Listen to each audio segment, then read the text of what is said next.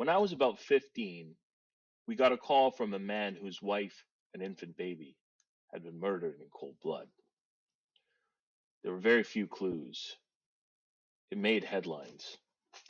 Cops set up surveillance at the viewing. It was heartbreaking as the mother was holding the baby in her arms. I was asked to take the flower cards and periodically get the husband and ask if he recognized the names. I then photocopied them and put them back. I did it because I was a kid. People knew me and I was unobtrusive. I talked to the husband quite a bit. He seemed devastated and shaken. Cops told me they had an eyewitness to someone leaving the house the day of the murder. The witness was a 3-year-old. She recognized the man leaving. It was the husband's best friend. Turns out the friend and the husband had made a pact to kill each other's families and run off with their secretaries. The little girl identified the friend, and I guess one of them cracked. They both went to jail on multiple counts, all on the testimony of a 3-year-old. I still cannot believe to this day that the man stood right beside me multiple times, and I had no clue. I don't think I ever looked at life the same way after that.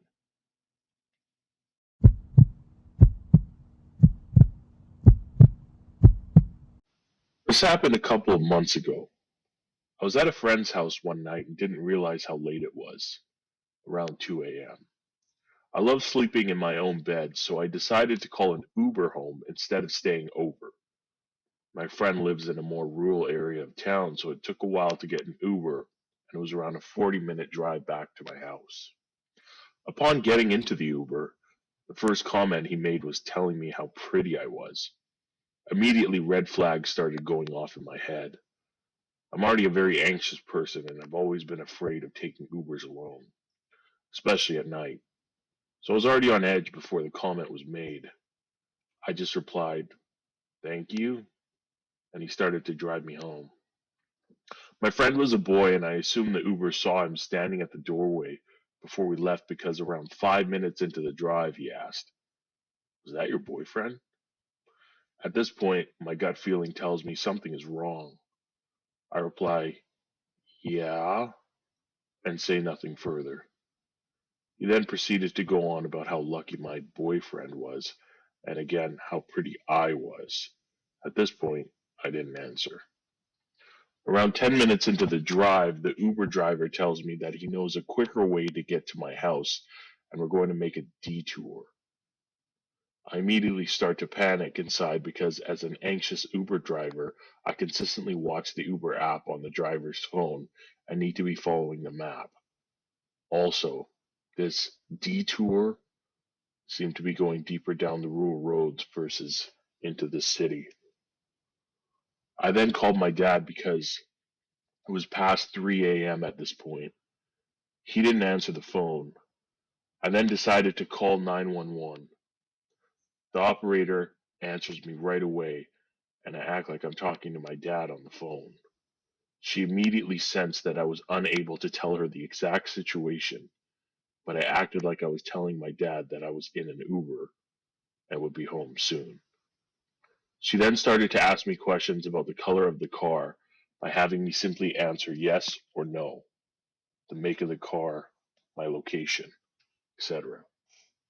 She asked if I was in danger, and I said, "I don't know."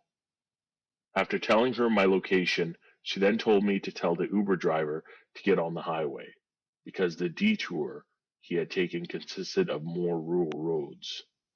Thankfully, we were only around 5 minutes from the highway, and then another 10 minutes to the police station. She told me to tell the Uber driver to drop me off at a house in a neighborhood close to the police station. She gave me an exact address and advised that an officer would be waiting there for me to take me home. After politely trying to beg the Uber to change the address, he finally did and continued to go in that direction. I stayed on the phone with the operator until I got to the destination. Sure enough, an officer was waiting a couple of houses down. I got out of the Uber and walked straight towards a car. I'm not sure if I was overreacting about the situation due to my anxiety, especially by calling 911, but the alarms were going off so loud in my head that I generally thought I needed to in that situation.